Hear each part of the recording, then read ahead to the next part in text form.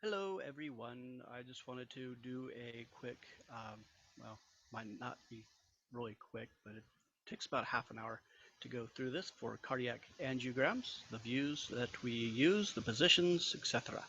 So this is a lecture that is good for a multidisciplinary team. So cardiac cath lab, X-ray techs, cardiac electrophysiology techs, echo, and anyone else that is dealing with the heart. All right, so first of all, we have our roadmap of today, what we are going to be talking about. So the cardiac cath lab suite, as well as the EP suite. The EP is part of the cath lab. Body planes in the orthogonal and obliques.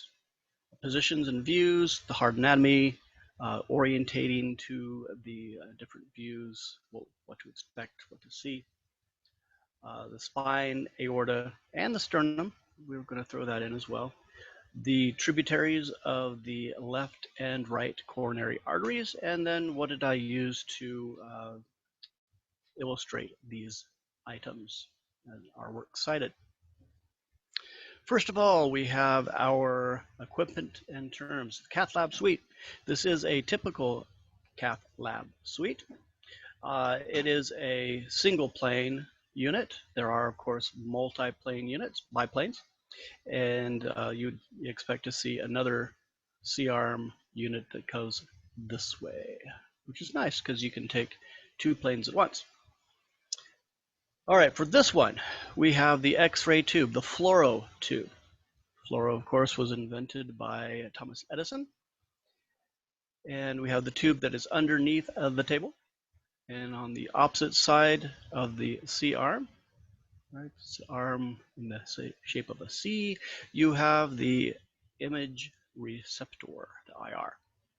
All right, in between that, you will have the patient that is laying on the table with the head up here and left side of the body on this side. The right side of the body is what we will be in contact with the most as operators. The physician and the staff will be positioned on this side, unless you're doing like a cardiac pacemaker, and then you flip the room and you stand on the other side. Here are the controls for the table and C-arm.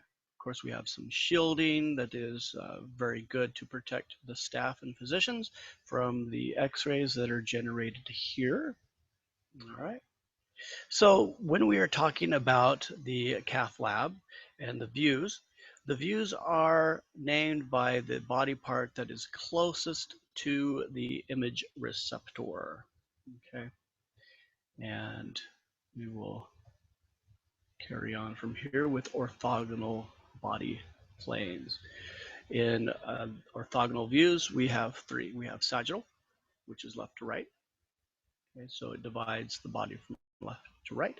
Coronal divides the body from anterior to posterior.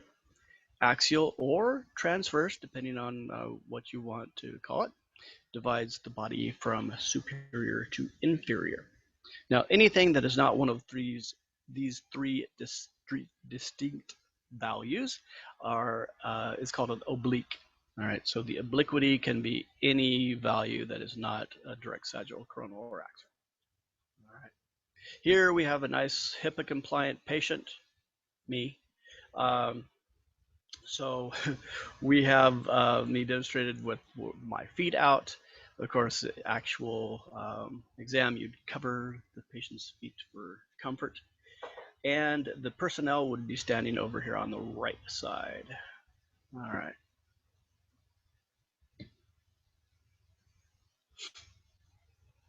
Okay, so there are several terms that we need to know in the cath lab, and we'll go over those now. Okay, AP, so anterior to posterior. So that divides, we're going basically in a sagittal plane, right through the body. Left anterior oblique. Remember, it is labeled by the side that is closest to the IR, the image receptor. So if you have your image receptor over here in this location, you are on the left side, you are on the anterior part of the body, and you are at an obliquity. you are oblique. So LAO, left anterior oblique. Now on the flip side, you flip it over. Now you're on the right side. So now you have a right anterior oblique, RAO.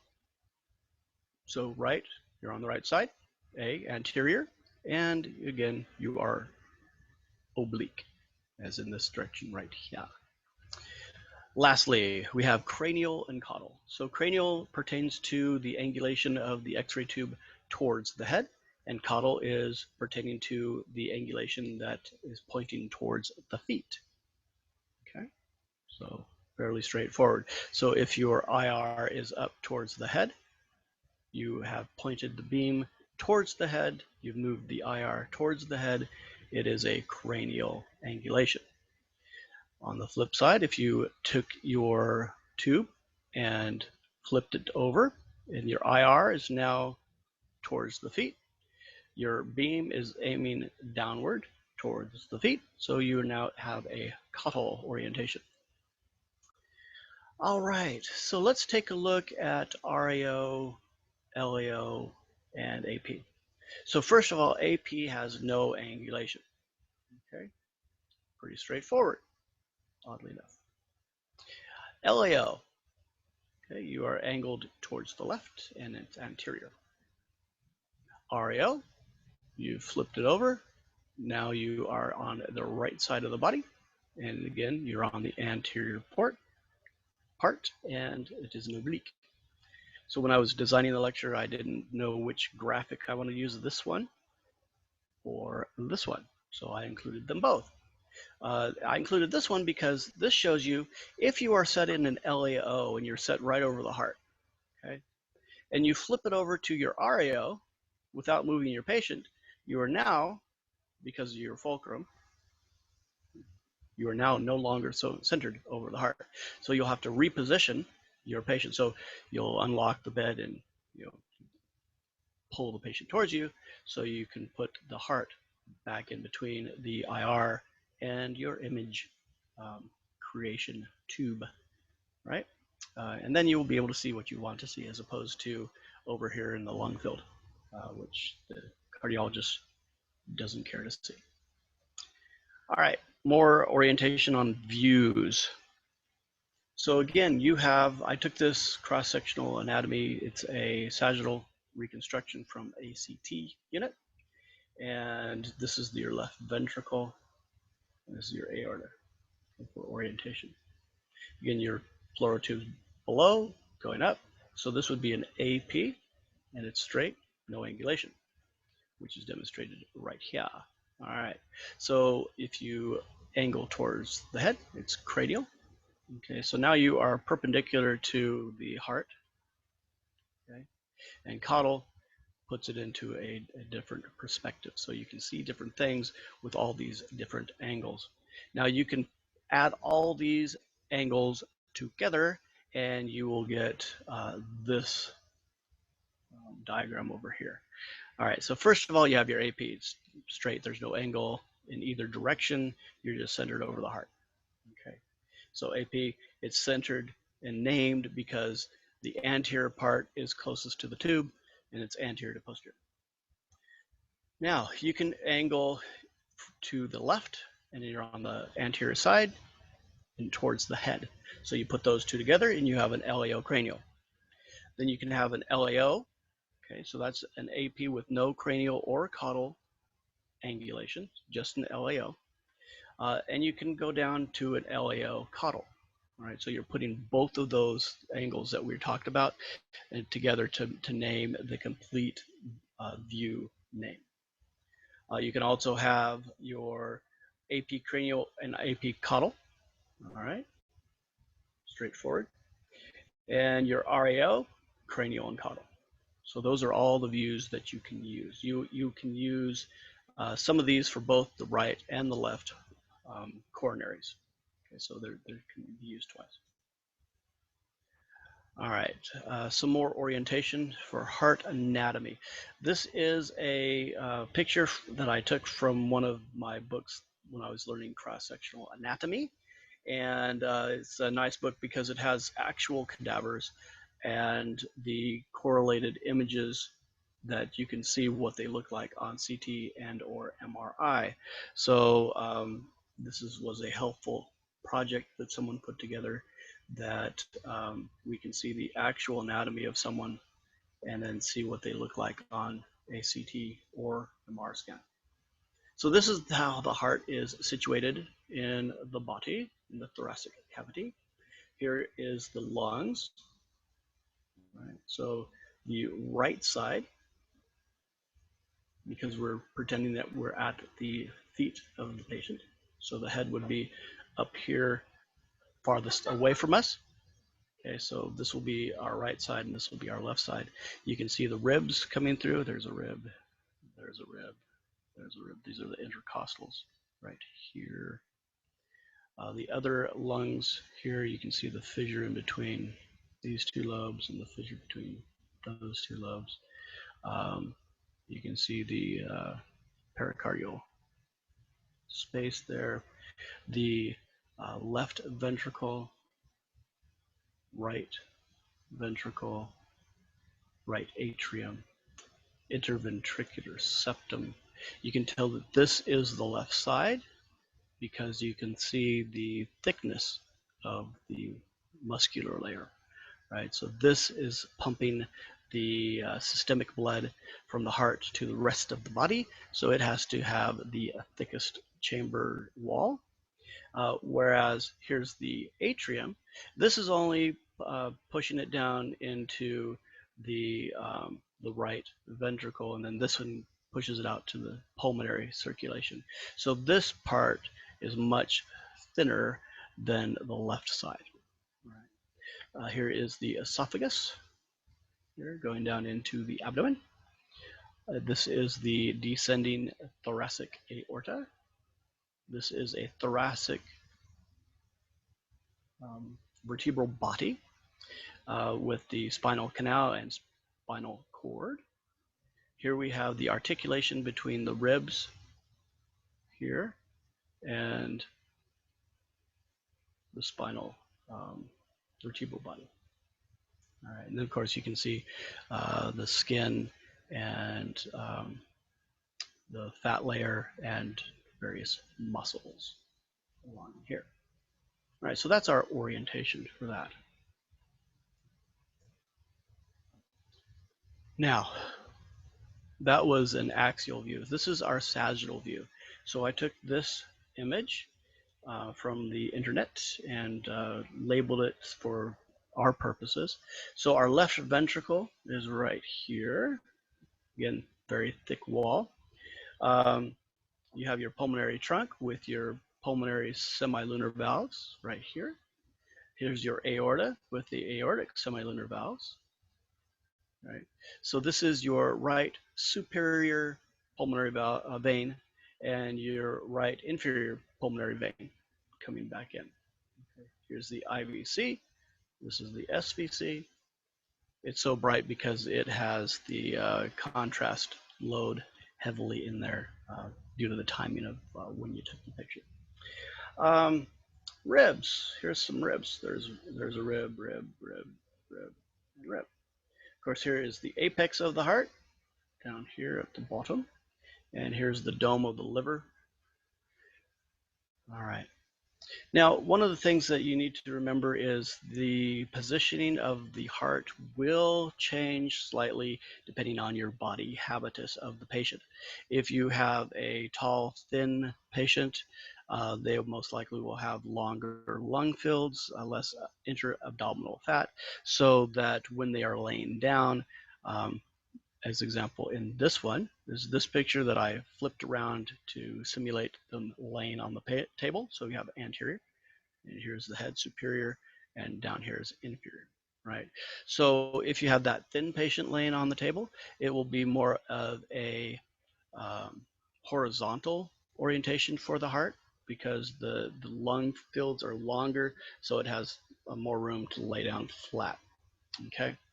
Now, if the person is very stout and hypersthenic, you will have an increased amount of intra-abdominal fat.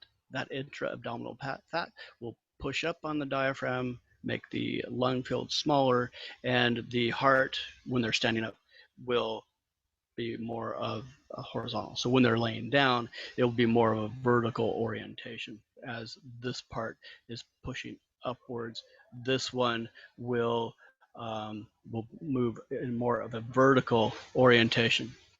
Okay,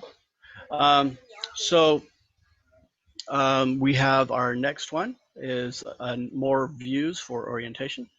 We're putting both of those angles together.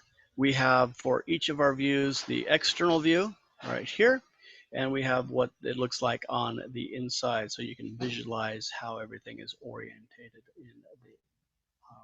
in the chest. All right, so here is our AP. Our IR is in the front. There's no angulation, so you would expect to have the spinal column, vertebral column, directly in behind the heart, and the aorta will be again directly behind the heart. Here we have no angulation as well. There's no cranial or caudal orientation, so you would expect it to go through here. So for the rest of the images in this lecture, I have color-coded the vascular system so you can see which one is which.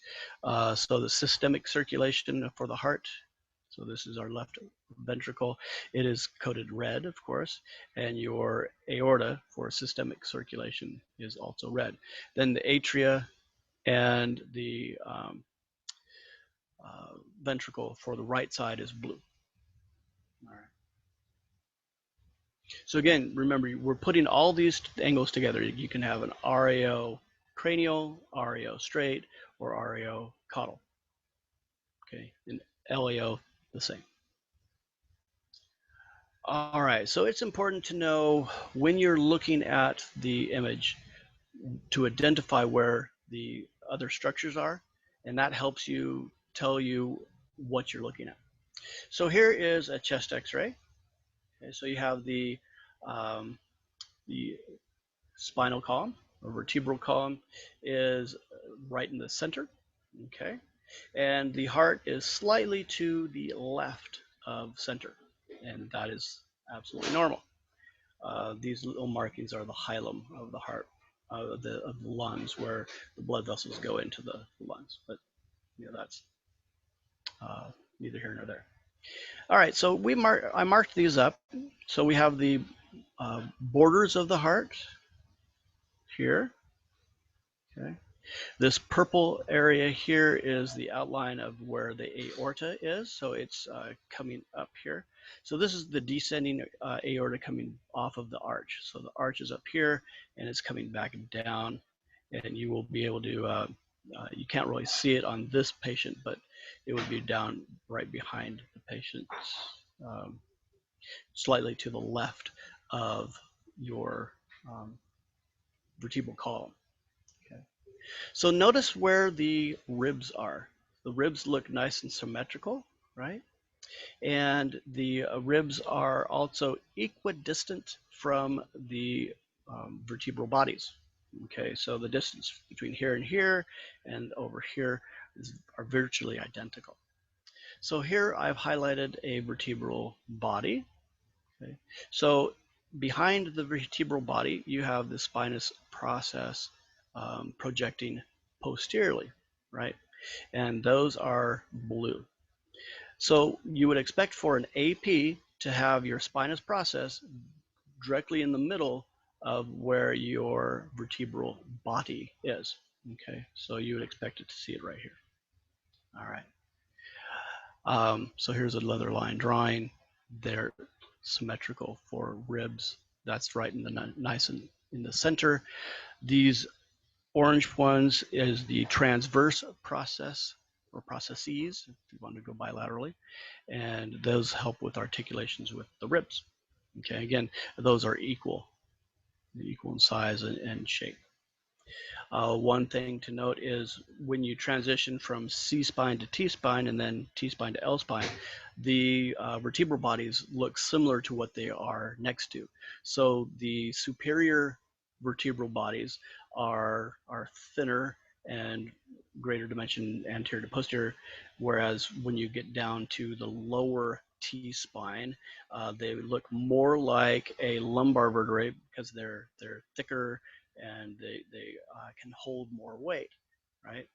But the one thing that is common for all of the T-spine is the zygoapophyseal joints, and the projections and facets are all in the same direction. They open up in this obliquity, whereas the C-spine will open up in the opposite direction, as well as the lumbar spine for the facets, and the SI joints open like this. So it's C-spine, foramina open up this way, T-spine, zygoapophyseal joints open up that way, then L-spine and SI joints. All right, so that's an easy way to notice where you're at for the spine. And it also helps that you have a rib coming off your T-spine. So that's sort of a dead giveaway. All right, for oblique views, right? So we have RAO and LAOs that we do. And a lot of the videos and illustrations of the cath lab are very coned down. So you don't get to see this very well, but this type of view helps. I took this from the internet for a rib series. You can tell that this is oblique because you can see that the vertebral body and the joint spaces are not equal, right? So you are oblique. You can also look at the ribs. See, this rib here is elongated and flattened, so you can see this whole rib, okay? Whereas the opposite side is foreshortened, right? It looks smaller than it should because of the geometric factors of Xray. So you can see that the articulations, or where they join up with the spine, are not equal. You have that transverse process, they're not equal. The spinous process in the back is going over to the side. So it's right away, the easiest way is to look at the ribs. Okay, so you can tell right away this is an oblique. The same would be true with the other one. Okay. So if you're looking here, your spine would be off of your heart, so it'd be out of the way. All right, here's a blow-up view of what we were talking about over here. All right, the views themselves. Remember, we have a couple of different ways to look at them. This is your LCA Cranial, right? So you are at the left anterior oblique, and you've also obliqued your cradiocaudal to cranial. Okay, so this puts a nice perpendicular field on your heart, right? So the beam comes through here and it goes perpendicular to that, so you can see these vessels better that way. All right, and this is of course the exterior view with a caudal and a left anterior obliquities. All right, so here is the aorta. Your left main coronary artery is foreshortened. You don't see it very well, but you do see the circumflex and the obtuse marginal over here. You do see those. You can see a septal branch. It's not the best for that. We'll see a different view that's better for septal branches. But this LAD, the left anterior descending, is very nice. And you have a couple of diagonals that are demonstrated here.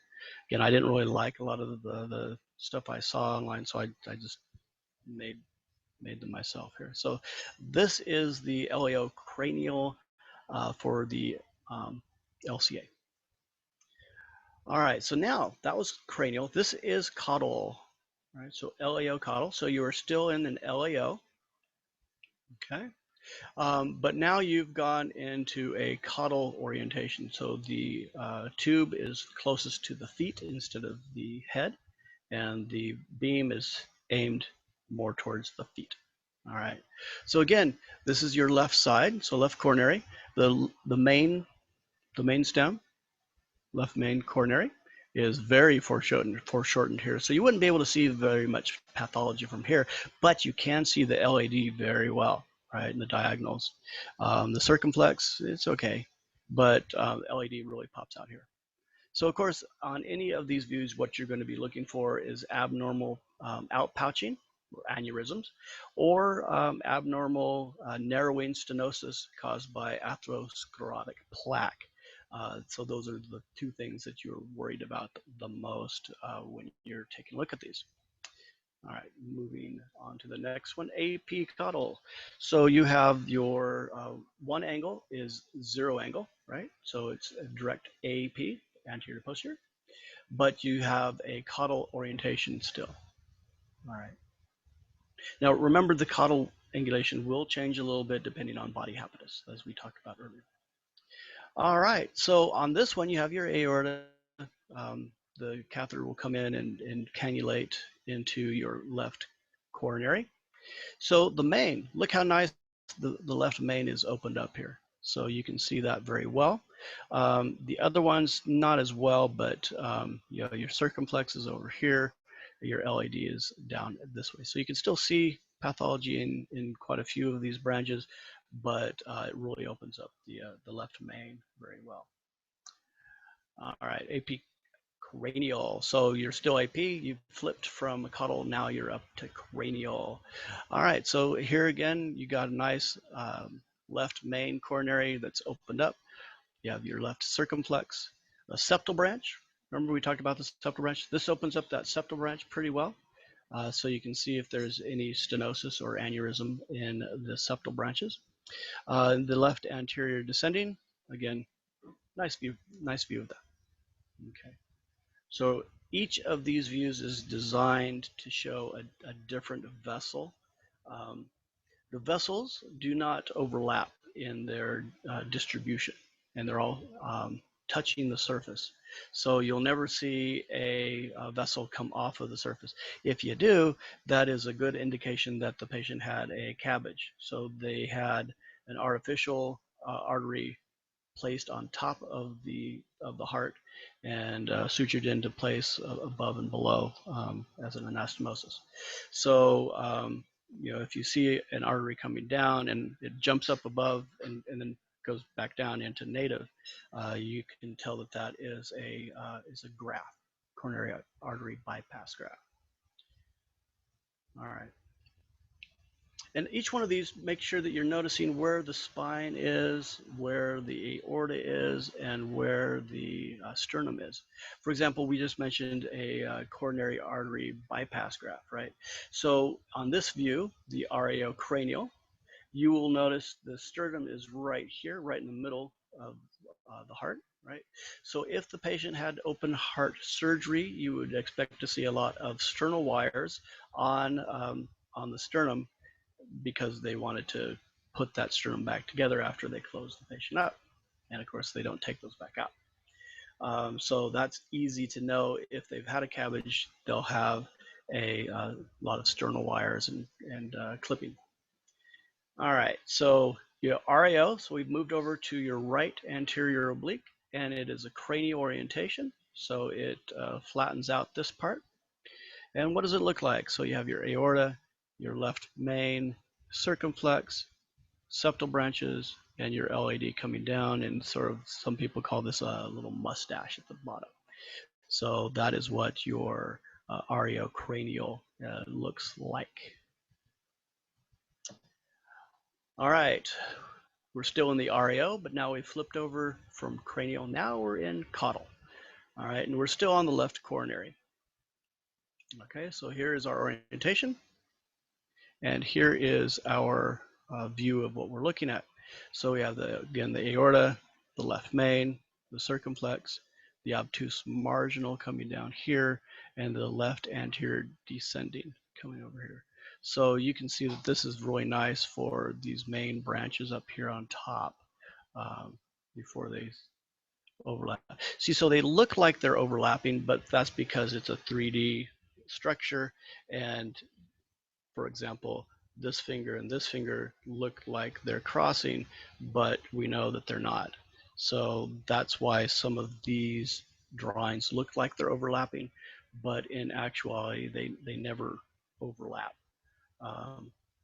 I can pull out the source. I just read that a couple days ago. So, but anyway, that's one of the things we have to think in 3D here, where this vessel is going to be on one side of the heart, and that one could be on the flip side.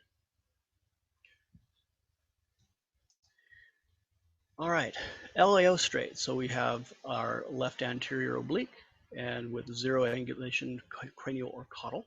And now we flipped over to the right coronary. All right, so there's 3 views for the right and 6 for the left. So the right one is a lot easier because there's only 3 views to do. All right, so straight. So we have the aorta, and we have the right coronary artery sweeping down over here on the side. And hold on just a second. Okay, so the LAO straight, we have again, your left anterior oblique, your straight. The RCA sweeps down here nice and smoothly.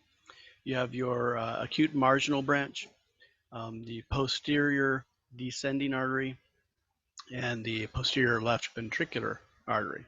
All right, so this is what the LAO straight looks like. Okay.